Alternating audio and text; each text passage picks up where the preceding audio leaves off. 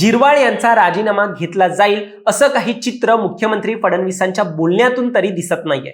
बाजूलाच राष्ट्रवादीच्या अध्यक्षा सुनेत्राताई देखील होत्या, त्यामुळे त्यांच्या समोरच ही गोष्ट स्पष्ट झालेली आहे। झिरवाळ यांच्या या कथित व्हिडिओ प्रकरणात झिरवाळ यांनी जेव्हा स्वतः फडणवीसांना कॉल केला तेव्हा मुख्यमंत्री यांनी झिरवाळ यांना तक्रार दाखल करण्यासाठी सांगितलेलं आहे।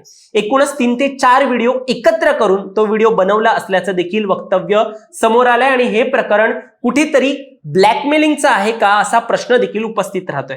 आता झिरवाळ यांना व्हिडिओ प्रकरणात तरी राजीनामा द्यावा लागणार नाहीये असं एबीपीने देखील सूत्रांच्या हवाल्याने बातमी चालवलेली आहे।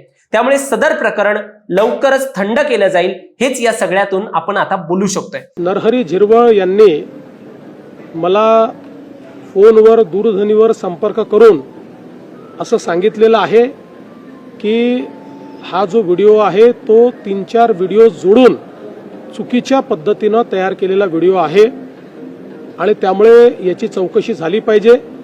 मी त्यांना ॲडवाइस केलेलं आहे की त्यांनी तात्काळ त्या संदर्भात एक कंप्लेंट दाखल करावी, या व्हिडिओची शहानिशा ही करण्यात येईल आणि एकूणच जी काही इमर्जिंग परिस्थिती आहे त्या परिस्थितीवर त्याची सत्यता काय आहे ती पडताळून या ठिकाणी त्यांच्या पक्षाच्या नेत्या सुनेत्राताई पवार आणि आम्ही मिळून योग्य निर्णय करू।